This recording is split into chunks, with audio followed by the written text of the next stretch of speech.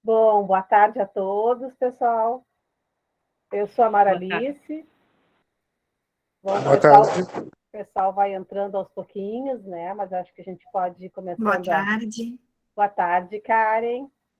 A gente pode começar se apresentando. Então, eu sou a Mara Alice do IB Escola, vou estar acompanhando aqui a tarde agora com os trabalhos, né, no curso que nós vamos em seguida dar início. O pessoal vai entrando. Eu queria o consentimento de todos para a gente gravar essa aula, né? Essa divisão de conhecimento que o Leonardo vai nos proporcionar. E então eu queria, em primeiro lugar, agradecer, né, ao IB Saúde, né, na pessoa do Dr. Medeiros, pela oportunidade de a gente estar se reunindo e dividindo conhecimento, ao William, coordenador da UPA Junção, que é a UPA Ayrton Varela de Rio Grande, que é o promotor dessa atividade na tarde de hoje, a Karen, né, que é a nossa coordenadora responsável, que daqui a pouco vai dar uma palavrinha com vocês, comentando um pouquinho mais, a Fabíola, da Comissão de Educação Permanente, que é a nossa representante do IB Escola na unidade, que sempre envolvida e divulgando as ações, né, principalmente na área de educação, e toda a equipe da conjunção, porque a gente sabe que quando tem uma atividade assim, o pessoal se mobiliza, né? E, então, eu queria agradecer já de antemão ao Leonardo Goulart, que é o nosso palestrante na tarde de hoje. Muito obrigado pela tua disponibilidade em dividir o teu conhecimento com o grupo. E eu já aproveito para apresentar o Leonardo. Eu que agradeço o convite. Certo. O Leonardo ele é enfermeiro pela FURG, mestre em enfermagem também pela FURG, trabalha como técnico de enfermagem na SAMU de Rio Grande, especialista em docência pela Unileia e especialista em urgência, emergência e atendimento pré-hospitalar pela Facuminas. Então, antes de passar a palavra para a Karen, que vai dar uma palavrinha conosco, eu queria dizer que os certificados já estão disponíveis, então vocês podem no portal, ali na plataforma, no lado do nome, né, acessar e poder imprimir ou enviar o arquivo para onde vocês acharem que fica mais importante. E as perguntas, eu conversei com o Leonardo, né, um pouco antes, ele comentou que a gente pode ir fazendo no decorrer da fala. Então, vamos ver como é que vai andando e a gente se comunica pelo chat e pela mãozinha ali levantada para a gente poder ir administrando, tá? Então, eu passo a palavra para a Karen, que vai dar umas palavrinhas para nós. Muito obrigada. Obrigada, Maralice. Primeiramente, eu queria agradecer a todos, né, que estão presentes neste momento, que vão participar da capacitação, né, agradecer ao IB Escola pela parceria de sempre nos ajudar, né, nesse processo de capacitação que foi desenvolvida, né, de forma online durante a pandemia. Agradecer também ao enfermeiro Leonardo, que se disponibilizou, né, a fazer essa capacitação para o pessoal, né, disponibilizou o tempo dele também, né, para estar aqui hoje. E agradecer a cada um de vocês que estão participando e espero que aproveitem a capacitação.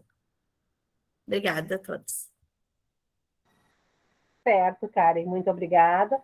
Eu queria também agradecer à equipe de suporte do IB Saúde, que está nos acompanhando e nos auxiliando, que é o Jonas, o Ezequiel, o Giovanni e o Júnior, né? Que a gente tem uma equipe na retaguarda que não aparece, mas que é imprescindível para que tudo funcione, principalmente essas coisas de tecnologia, né, Karen? Como tu comentou, que o EAD veio, né, para ficar e a gente proporcionar para pessoas de diversas regiões, né, uma tarde com esse conhecimento.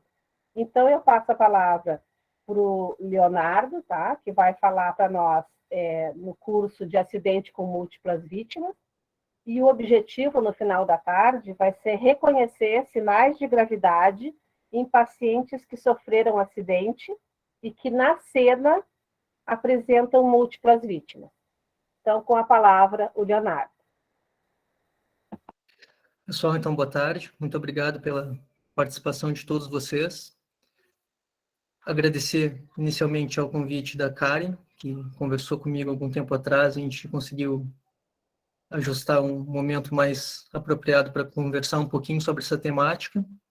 Agradecer a Maralice, que veio me orientando, me conduzindo até o momento do início da atividade, tirando várias dúvidas que eu acabei questionando a ela, mas foi gentilmente solícita e me ajudou bastante. Sou enfermeiro, né? Trabalho como técnico em enfermagem, mas eu sempre falo, para quem me conhece, já sabe disso, eu sou apaixonado pelo tema trauma, pela vítima de trauma, especialmente no ambiente pré-hospitalar. Então, durante toda a minha formação, a formação convencional, tradicional e a minha formação complementar, eu sempre busquei estar envolvido com o atendimento a vítimas de trauma, tá? Isso me desperta um interesse imenso e por esse motivo eu procuro estar sempre me atualizando, sempre buscando o que há de mais novo, de mais moderno, mais atual, de recursos, de tecnologias na assistência a vítimas de trauma. Quando surgiu o convite para falar sobre múltiplas vítimas, eu logo aceitei porque é um tema que também me desperta bastante interesse, embora na prática profissional eu nunca tenha me deparado com uma situação que eu precisasse atender um evento com múltiplas vítimas. Felizmente é um cenário que raramente acontece, né, mas pode a qualquer momento acontecer, e a gente vai conversar bastante sobre isso durante esses próximos 60, 90 minutos de bate-papo. Só que, infelizmente, a gente não está preparado para atender uma situação envolvendo múltiplas vítimas. Isso eu falo de uma forma geral. Pode ser que uma cidade ou outra, uma instituição ou outra tenha um plano organizado para prestar esse tipo de atendimento, mas de uma forma geral, dados estatísticos mostram que aproximadamente 14% dos municípios brasileiros têm plano de contingência, por exemplo, que é um plano de preparo para um evento em massa, um evento com múltiplas vítimas. Eu só vou pedir o auxílio para ver se eu consigo projetar minha aula aqui, que a tecnologia às vezes me atrapalha um pouquinho.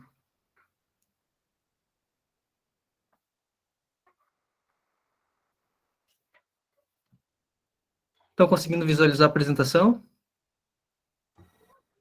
Ainda não, Leonardo. Não. Não, ainda não. Vamos ver aqui. É a mesma apresentação que tu me enviou, Leonardo? Tem alguns ajustes a mais, mas é pouca coisa. Só um pouquinho que eu vou tentar aqui de novo.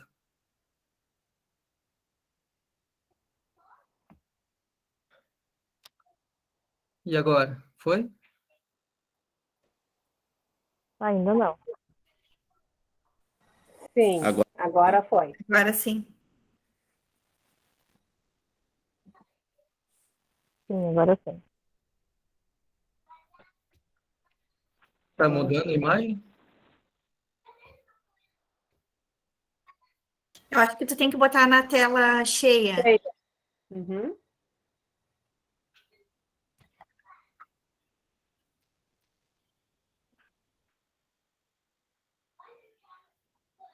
Não, reparem que eu tenho um pouco de dificuldade com essa parte.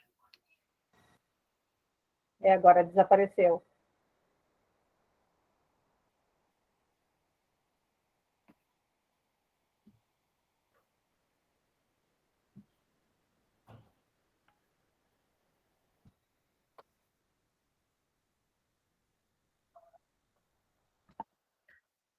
Foi?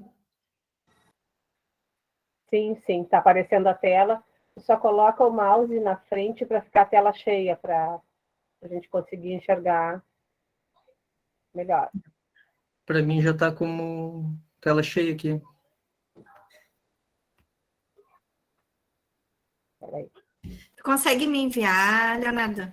Consigo Aí sim. eu consigo aqui abrir. Peraí.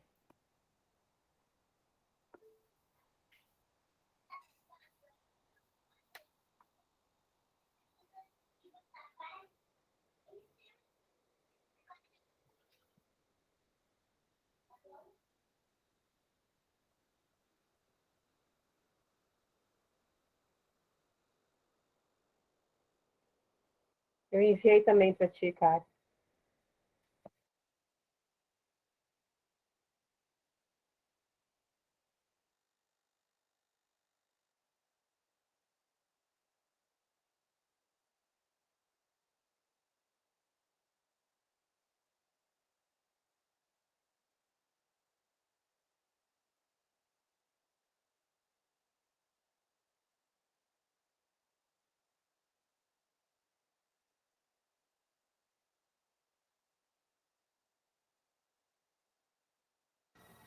Vou aproveitar enquanto a Karen disponibiliza ali. Tem 2 pessoas que levantaram a mão, a Rita e o Cássio. Acho que mais uma. Alguém quer comentar alguma coisa enquanto a gente consegue organizar ali?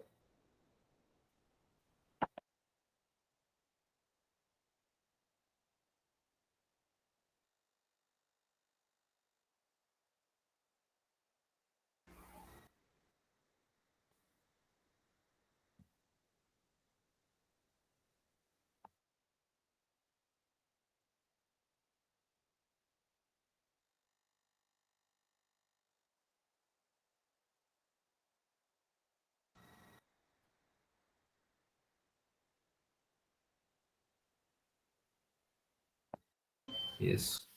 Tá aparecendo? Sim, está aparecendo, Karen, mas também não está a tela cheia. Não tá tão ativo.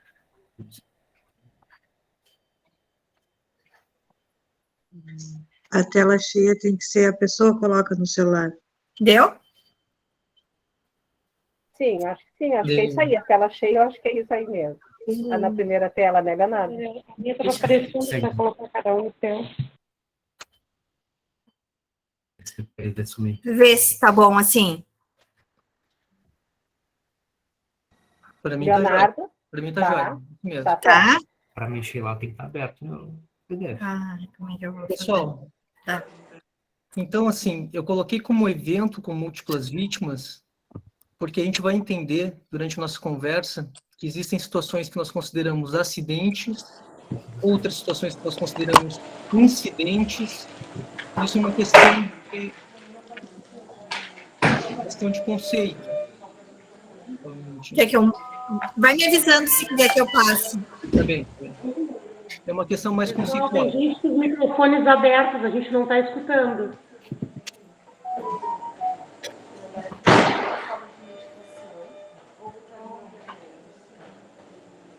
A gente está silenciando os microfones, pessoal. Tentem deixar eles silenciados, tá bom?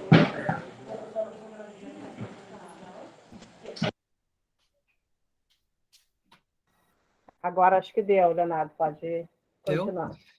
Então, assim, por uma questão conceitual, existem situações que nós tratamos essa temática como um incidente, outras situações que nós trabalhamos como acidente, tá?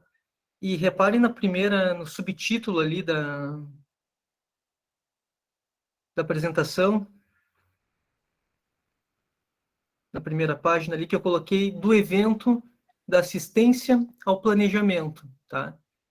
E isso foi proposital, que é para provocar na gente uma reflexão enquanto profissionais da área da saúde, que a grande maioria somos. Eu vi que tem pessoal que é da segurança do trabalho também, de outras áreas, tá? Mas especialmente para quem é da área da saúde, para que a gente reflita se nós realmente estamos preparados, se nós temos um planejamento prévio para agir.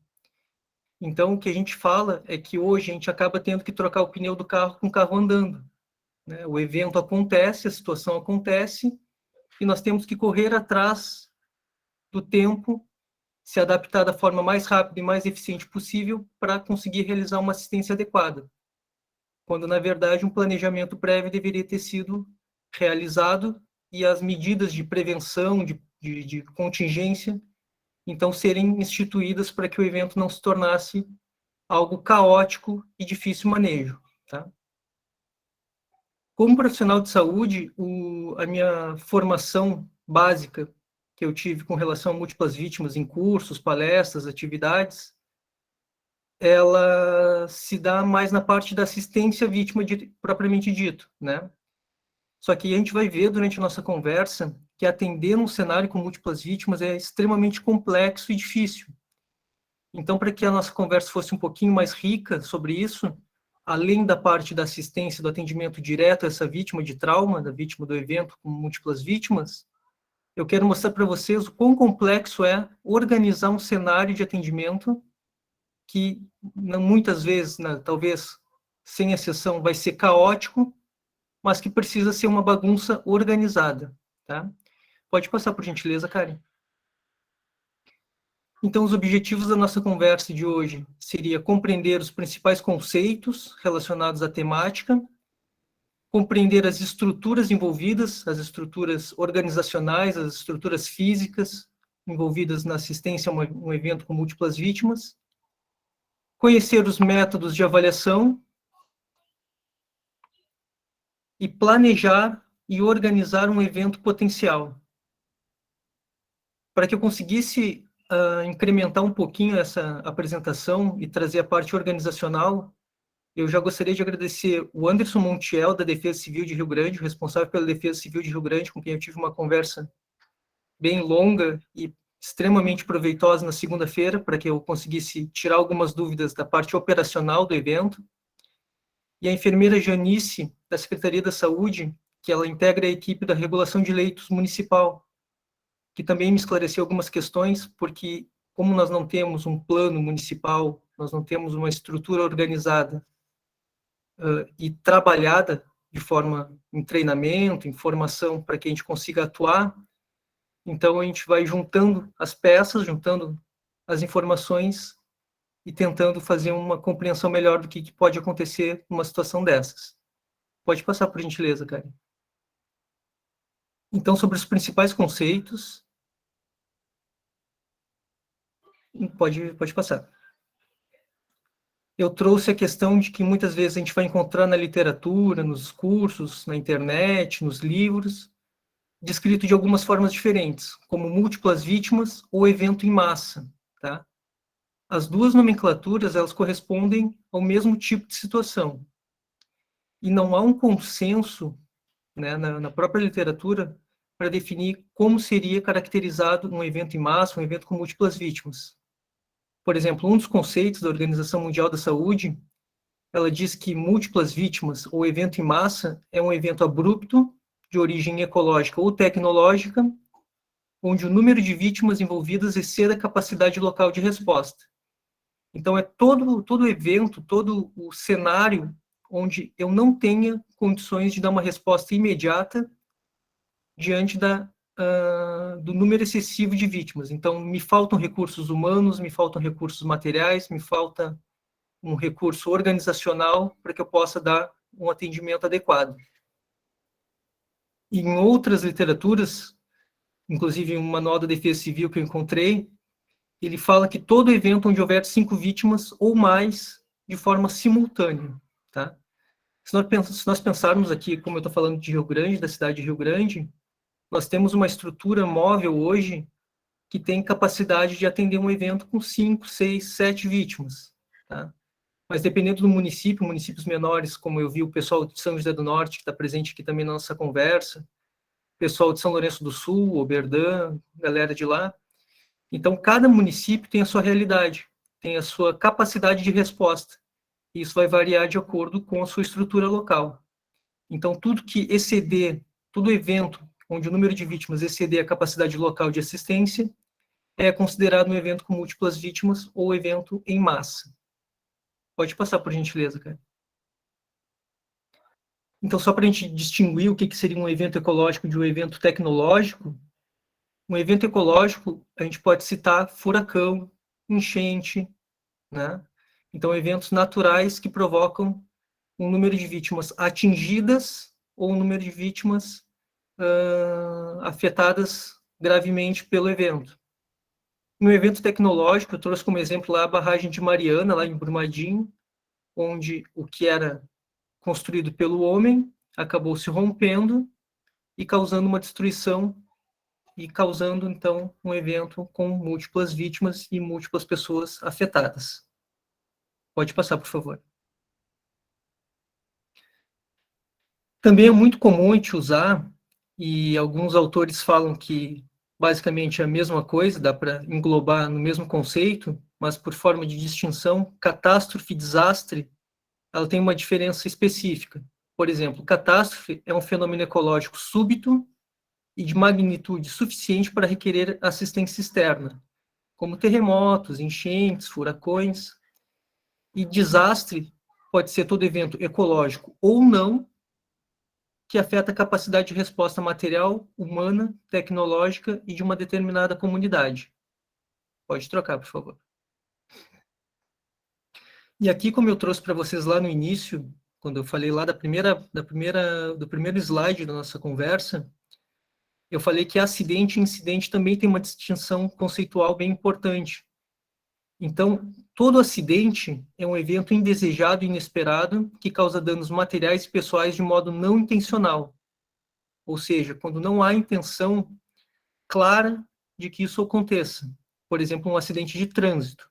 Uma colisão entre dois veículos, ele é considerado um acidente porque, embora muitas vezes por imprudência, por descuido, não houve a intenção de que esses carros se chocassem, que esses veículos se chocassem. Já um incidente é considerado todo evento deliberadamente provocado, ou seja, quando há a ação com intenção de causar danos à estrutura material ou à estrutura, dano ao ser humano. Tá bem? Então, o que muda entre incidente e acidente é a intenção do evento ter acontecido ou não. Pode passar, por favor, Karen. E um outro conceito extremamente importante que a gente precisa entender, que vai mudar completamente para quem não está habituado com essa temática de múltiplas vítimas, é a diferença entre medicina de emergência e medicina de desastre. Por exemplo, na medicina de emergência, nós vamos tratar as vítimas mais graves primeiro. Então, eu vou focar o meu atendimento, fazendo uma avaliação detalhada de cada uma dessas vítimas, mas de modo que eu preste assistência, que eu direcione o meu recurso às vítimas que tenham maior gravidade de morte, que possa ter um prognóstico mais negativo naquele momento. Já com relação aos recursos materiais e humanos, nós temos normalmente recursos suficientes para fazer a medicina de emergência. Então, a medicina que é praticada dentro da unidade de pronto atendimento, dentro da porta hospitalar, dentro da emergência hospitalar, e geralmente esse ambiente ele é controlado. Já na medicina de emergência, de desastre, perdão, o objetivo, na verdade, ele muda um pouco. Ao invés do atendimento ser focado nas vítimas mais graves, a gente tem que atender o maior número de vítimas. E para isso eu não posso perder tempo com vítimas graves. Vamos entender que para realizar um atendimento, né, no evento com múltiplas vítimas, onde eu tenho uma vítima em parada cardiorrespiratória, se eu direcionar o meu cuidado, o meu recurso humano para tentar reverter uma parada cardiorrespiratória no local, quantas outras vítimas eu deixo de atender que teriam chance de sobreviver, que precisam da minha assistência naquele momento? Então, ao invés de priorizar as vítimas graves, eu priorizo as vítimas, o maior número de vítimas possível. Geralmente, os recursos humanos e materiais eles são insuficientes. Para quem trabalha ou para quem conhece o ambiente pré-hospitalar, sabe que a gente trabalha com colar cervical, com prancha rígida, com talas, com alguns materiais que a gente utilizaria na assistência de uma vítima numa medicina de emergência, numa medicina convencional. Já na medicina de desastre, dificilmente a gente vai ter recurso material suficiente para conseguir dar esse cuidado. Então, no APH convencional, no APH tradicional, a gente precisa priorizar um mnemônico, que nós chamamos de XABCDE do trauma pelo PHTLS, ou CABCDE do trauma pelo ITLS, e estabilizar a coluna cervical do paciente, proteger a coluna cervical, coluna vertebral. No caso da medicina de desastre, a gente tem que fazer o melhor possível, mas não vai nem chegar perto do que a gente faria numa situação que não fosse um evento com múltiplas vítimas, porque esse ambiente geralmente é caótico. A gente precisa de todo o recurso possível para conseguir prestar uma assistência mínima. Pode passar, por favor, Karen. Então, o princípio de ouro que nós trabalhamos no atendimento a múltiplas vítimas, no evento com múltiplas vítimas, é fazer o melhor para o maior número de vítimas. Para nós, às vezes, enquanto profissionais de saúde, é inimaginável nós pensarmos que não faremos nada por alguém que está gravemente ferido na nossa frente, deixaremos ele de lado naquele primeiro momento, mas, infelizmente, nesse contexto, as prioridades acabam mudando. Então, o maior número de vítimas precisa ser atendido em detrimento da perda de mais tempo com relação a vítimas mais graves. Pode passar, por favor. Aqui eu trouxe algumas notícias que eu peguei da internet mesmo, sobre situações que podem estar envolvendo múltiplas vítimas. Então, no Paraná, por exemplo, teve a colisão entre 2 ônibus do transporte coletivo municipal, onde vitimaram várias pessoas, nenhuma com gravidade, mas isso não pode acontecer dentro da nossa cidade, dentro do nosso município? Pode também. Será que nós estamos preparados para dar uma resposta adequada a isso? Pode passar, por favor. Um outro evento comum que todo mundo conhece, todo mundo se recorda, é o incêndio na Boate Kiss. Né? Então, precisou se dar uma resposta rápida a um evento onde tinham várias pessoas queimadas, trauma por serem pisoteadas, intoxicadas pela inalação da fumaça. Na ocasião, até as equipes tentaram, da melhor forma possível, organizar um sistema de triagem, de atendimento, que é o foco da nossa conversa hoje, que é o método START, na cena mesmo, mas, sem dúvida nenhuma, por melhor que fosse a intenção da equipe em realizar o atendimento, o recurso, com certeza, era inferior à necessidade, à demanda que estava sendo necessária naquele momento. Pode passar, por favor.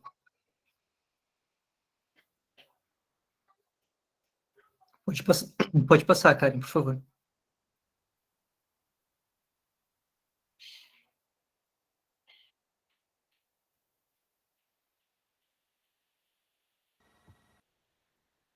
Karen? Peraí, problemas técnicos. Ah, sim.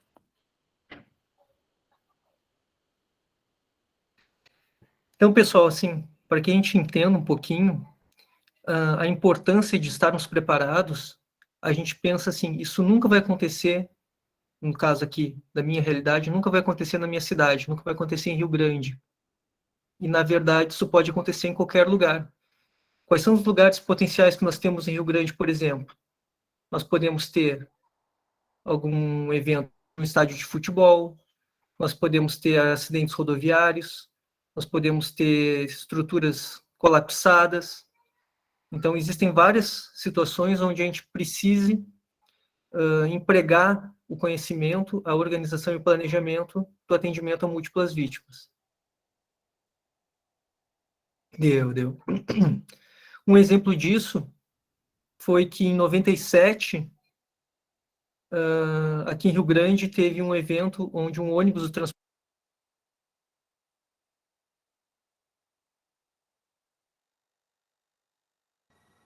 Teu som saiu, Leonardo. Oi, Agora. tá bem. Então, aqui em Rio Grande, por exemplo, nós tivemos um evento onde um ônibus do transporte coletivo, né, do municipal, do DATC, acabou incendiando com quase 50 pessoas dentro. Felizmente, não teve nenhum ferido grave, né, mas poderia ser um evento onde a gente necessitaria ampliar o recurso, ampliar a forma de realizar o atendimento a esse número excessivo de vítimas. Na ocasião, nós nem tínhamos ainda a unidade de queimados, que é a nossa referência aqui em Rio Grande, mas precisaríamos adaptar o pronto-socorro à emergência para atender esse número excessivo de vítimas que foram muitos levados para lá. Pode passar, por favor. Alguns anos atrás, eu já trabalhava no SAMU, eu estava no plantão à noite, e a uma distância considerável da nossa base, tinha uma empresa chamada Bianchini, né? E nós ouvimos um forte barulho dentro da nossa base e não entendemos o que tinha acontecido. Quando nós recebemos o chamado da regulação do SAMU, era uma explosão no prédio, no armazém dessa empresa Bianchini.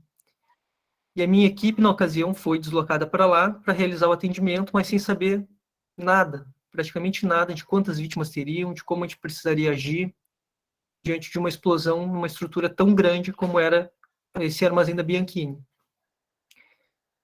Felizmente, esse evento ali vitimou uma pessoa fatalmente e 2 feridos leves, né? Foram poucas pessoas, mas mais uma vez não estávamos preparados para atender uma situação de emergência envolvendo um número de vítimas excessivo. Pode passar, por favor. Nesse slide eu trouxe para vocês para a gente entender a complexidade de fazer o planejamento, especialmente de atuar numa situação que a gente precise organizar uma equipe multidisciplinar para realizar um atendimento num evento desses. Então, por exemplo, nós vamos ter múltiplos atores envolvidos. Nós teremos policiamento, nós teremos profissionais de saúde, nós teremos profissionais da defesa civil. Dependendo da situação, nós teremos profissionais de empresas que sabem como controlar contaminação com produtos químicos. Esse cenário ele precisa ser extremamente organizado. Eu não posso, enquanto profissional de saúde, entrar na cena de qualquer forma, passar a mão no primeiro paciente que eu encontrar, botar dentro da minha ambulância e levar. Para isso, eu preciso ter respeito hierárquico. Então, existe um comando do evento, que a gente vai conversar um pouquinho mais adiante sobre isso. E esse comando deve ser respeitado, não é? Cada um faz o que quer, da forma que quer. Muitas vezes eu preciso de recursos humanos especializados.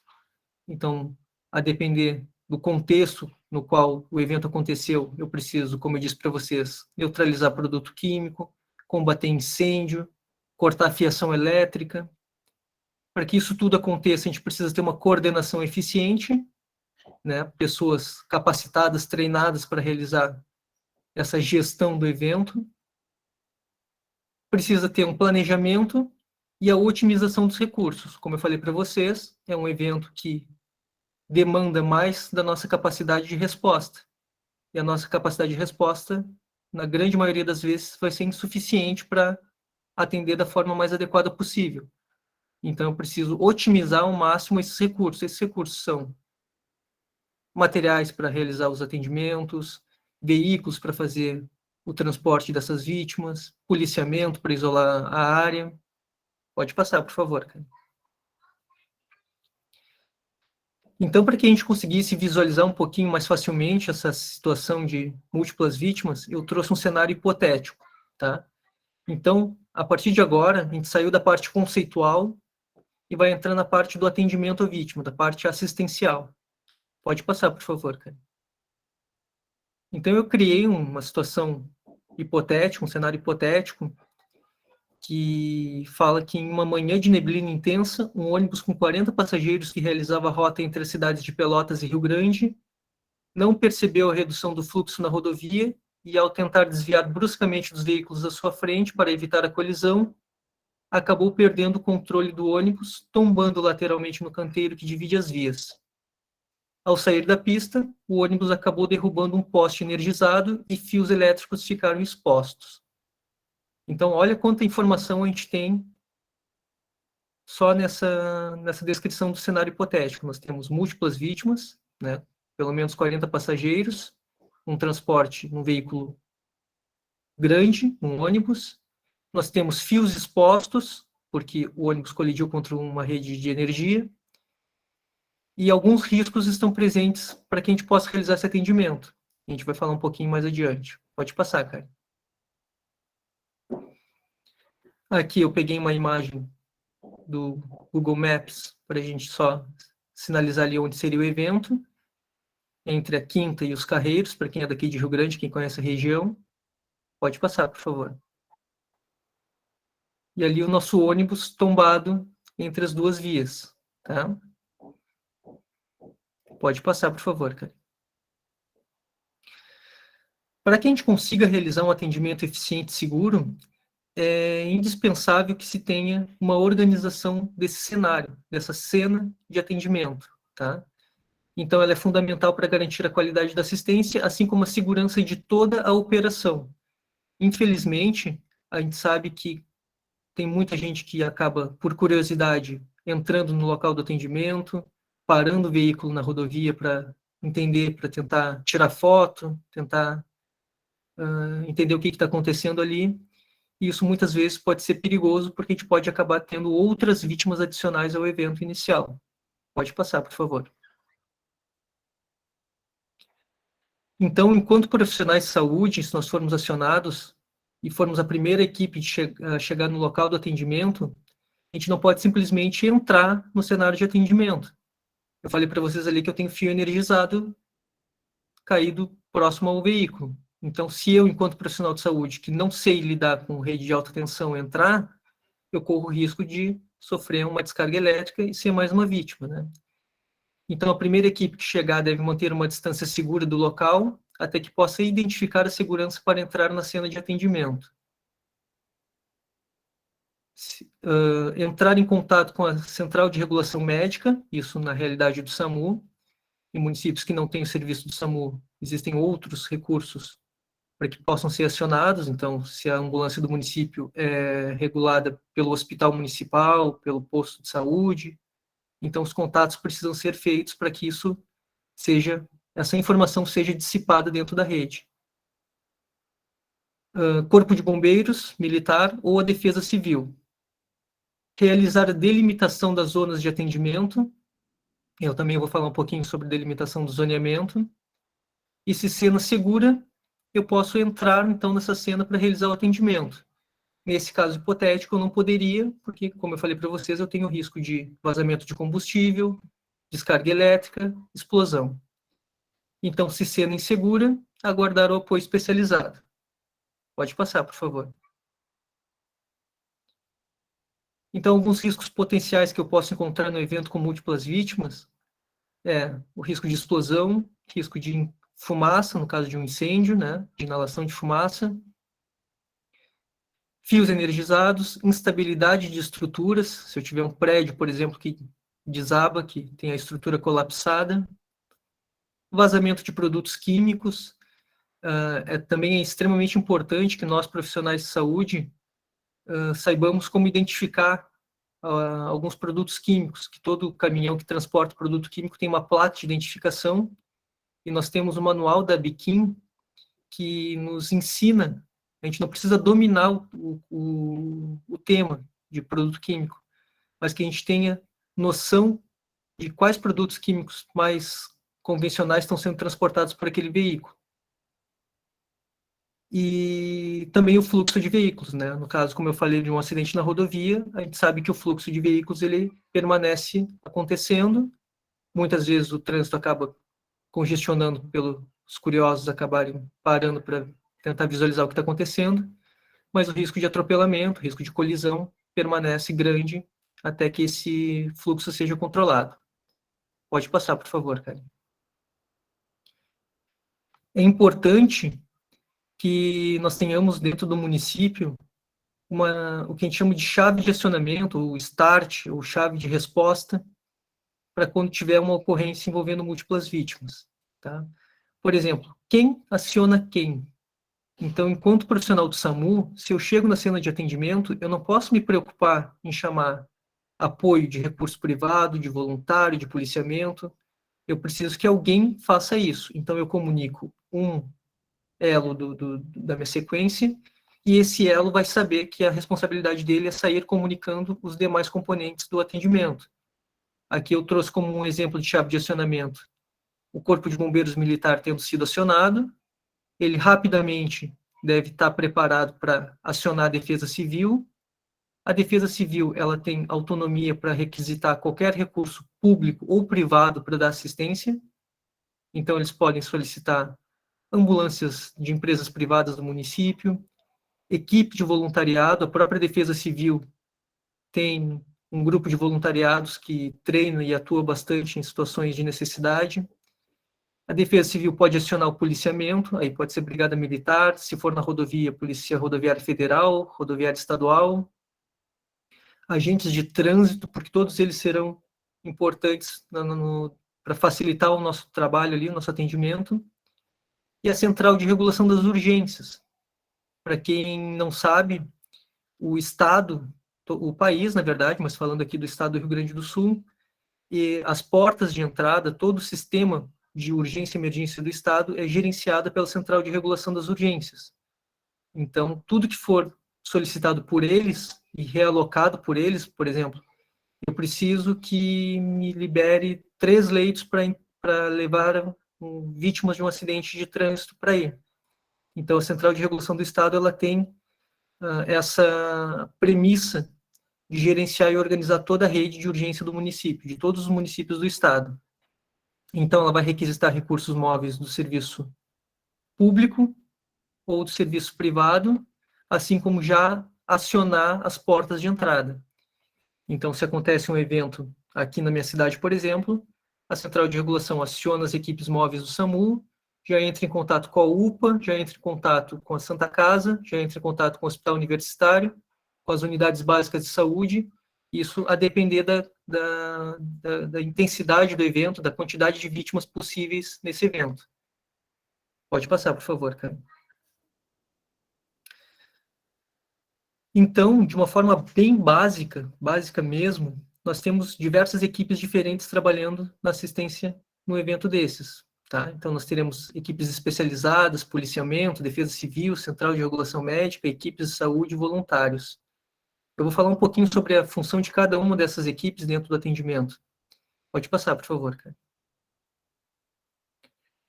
Por exemplo, as equipes especializadas, elas são responsáveis pela contenção de produtos químicos, é o pessoal do Corpo de Bombeiros Militar, que vai realizar o combate ao incêndio, salvamento e resgate. O pessoal da CE vai fazer o controle da rede elétrica, o desligamento daquela rede elétrica ali para garantir que esse cenário passe a ser seguro para minha atuação. Pode passar, por favor.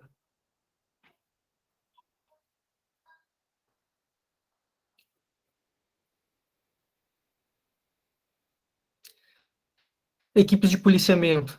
Então, a gente vai precisar que eles garantam a segurança da área. A Brigada Militar geralmente é responsável por isso.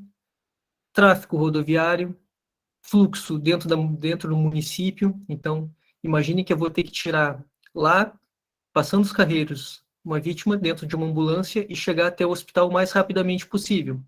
Só que, se mais rapidamente possível, precisa ser da forma segura. Então, esse deslocamento precisa ser facilitado também dentro do município, tanto na rodovia quanto no município. E isso é o papel das equipes da Polícia Rodoviária Estadual Federal ou dos agentes municipais de trânsito, que nós temos aqui em Rio Grande. Eu não sei se no município de quem está assistindo também teria. Pode passar, por favor. Depois nós temos a Central de Regulação das Urgências, né, que é a nossa, a que responde para nós, fica em Porto Alegre. Ela é responsável pelo acionamento das equipes móveis e pela gestão das portas de entrada. Então, tudo que é referente à resposta da profissional da saúde é gerenciada pela Central de Regulação das Urgências. Pode passar, por favor. Já os profissionais de saúde, eles prestam assistência no local do evento, diretamente no foco do problema, nesse caso hipotético, dentro do ônibus, onde as vítimas se encontram. Realizam o transporte das vítimas do local do evento até o local de destino. E também prestam assistência nas portas de entrada. As portas de entrada, como eu disse para vocês, são as UPAs, os hospitais. Então, tudo que for recurso físico que possa dar continuidade no nosso atendimento. Pode passar, por favor. E nós temos também a equipe de voluntários. Então, eles podem fazer o apoio assistencial, como é o caso da Defesa Civil. Nós temos na Defesa Civil o NUPDEC, que é um núcleo de voluntários que treina atendimento a vítimas de trauma, a evento com múltiplas vítimas. Eu já tive a oportunidade de participar de situações simuladas com a presença dos voluntários, e eles são fundamentais para o atendimento. E também o apoio logístico. Então, muitas vezes precisa que vá buscar mais macas na unidade X e levar até o local do evento. Então, os voluntários podem se encarregar dessa logística também. Pode passar, por favor, cara. Quando eu falei que a gente precisa delimitar o zoneamento, né, as zonas de atendimento, é sobre essa parte que eu estou falando. A gente tem, durante o atendimento, a divisão em 3 zonas diferentes. tá? A zona quente, a zona morna e a zona fria. Elas são simbolizadas por cores didaticamente.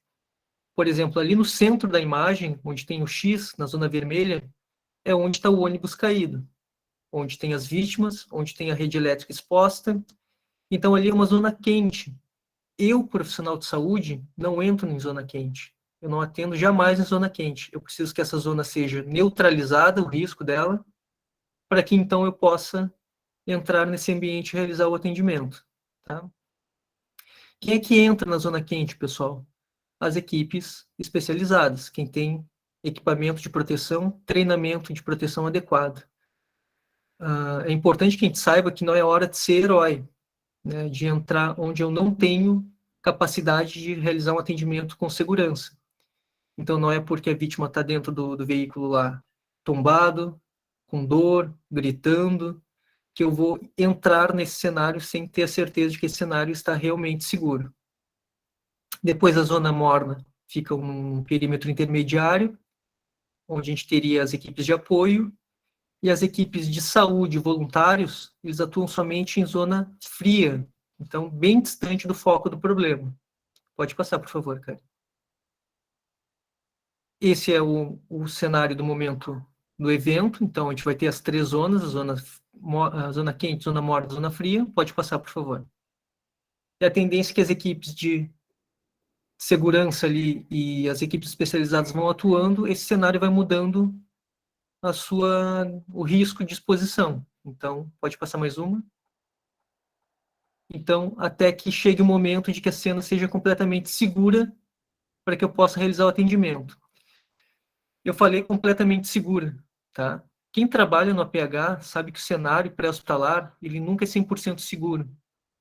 O cenário de atendimento no ambiente pré-hospitalar, ele é extremamente dinâmico e está sempre em movimento. Então, o que no primeiro momento me parece seguro, pode se transformar novamente num cenário inseguro. Então, eu posso ter a instabilidade do cenário a depender do que está acontecendo. Então, o vazamento do combustível estava controlado, mas tinha combustível no solo. O trânsito de veículos estava limitado, controlado pelo policiamento rodoviário, mas, de repente, um carro de curioso acaba se perdendo ali e acaba atingindo a equipe. Então, nunca é 100% seguro, mas a gente tem que garantir que ele esteja o mais seguro possível para a gente atuar de forma responsável e eficiente. Pode passar, por favor. Com relação a esse cenário, eu simulei ali um isolamento da área. Reparem que a faixa vermelha, ela está em uma das pistas apenas. Tá? Então, ela limita o perímetro, deixa lá a pista da direita, a parte mais superior da imagem, e a parte mais inferior da imagem liberados. Por que a gente precisa se preocupar com isso, pessoal? Né? Quem está organizando, quem está gerenciando esse cenário. Porque imaginem se eu bloquear completamente as vias. Eu bloqueei completamente a pista de ida sentido Pelotas-Rio Grande e a de Rio Grande-Pelotas. Os carros vão acabar parando antes desse isolamento. O fluxo de veículos fica completamente parado. E por onde transitam, por onde trafegam as ambulâncias que vão nos dar o apoio? Né? Então, a gente precisa ter um fluxo controlado para que se permita que essas ambulâncias cheguem até o local do atendimento para nos ajudar a remover esses pacientes. Pode passar, por favor, cara. Aqui o zoneamento, zona quente, zona morna e zona fria. Até que se prove que está tudo seguro, eu só atuo na zona mais distante, que seria na zona fria. Pode trocar. Ali eu coloquei, em cima, bem em cima ali no texto, montagem da estrutura do SCI. Isso se chama Sistema de Comando de Incidentes. Então, é o cérebro do atendimento. É quem controla todo esse atendimento. Isso é feito por um profissional especializado, por uma equipe da Defesa Civil, que coordena toda a ação, que eu vou falar um pouquinho mais adiante para vocês, juntamente com outros profissionais ali, para que a organização de todo atendimento que é realizado dentro desse perímetro de isolamento seja coordenado, ou seja, cada um trabalhe da forma como bem entender, no momento que achar mais prudente, tá bem? Pode passar. Ali mais adiante, eu coloquei o posto médico avançado. Então, é o que o método START, que a gente vai conversar também, preconiza como forma de atendimento à vítima. Então, eu vou delimitar a gravidade dessas vítimas por cores, a depender de alguns critérios que a gente vai conversar um pouquinho. E essas lonas precisam ser dispostas distante do local onde o ônibus tombou, nesse exemplo hipotético, mas próximo do local onde as ambulâncias podem acessar essas vítimas também.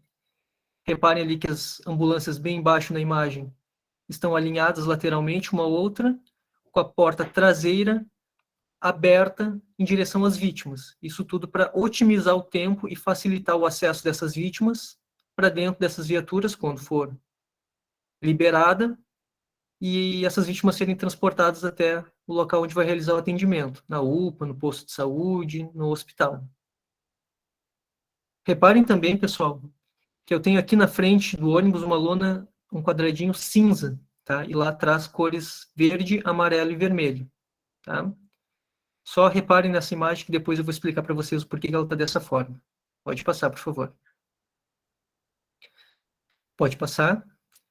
Então, o sistema de comandos de incidentes é uma ferramenta organizacional que objetiva determinar a posição e relação entre os diversos setores envolvidos no evento. Então, ela vai coordenar o que cada uma das equipes está realizando dentro desse atendimento e delegar, a partir de um comando único, a outros subordinados cada função, o que cada um tem de função de atribuição durante o atendimento. E ele precisa ser informado de tudo que está acontecendo para ter a gestão completa do cenário. Tem como a sua principal característica a distribuição modular, o que permite a expansão ou retração de acordo com a dinâmica do evento. Então, no slide seguinte ali, eu tenho um gráfico, um desenho gráfico, que vocês vão entender melhor, mas eu tenho coordenador do evento e tenho o elemento A, elemento B, elemento C, e dependendo do evento eu tiro o elemento C e fico com A e com B, ou eu preciso acrescentar o D e o E. Então, por isso que é modular, dependendo da necessidade. Eu acrescento mais pessoas envolvidas nessa gestão do evento, ou se for um evento de menor intensidade, menor impacto, eu vou retraindo essa estrutura e deixando ela cada vez mais enxuta.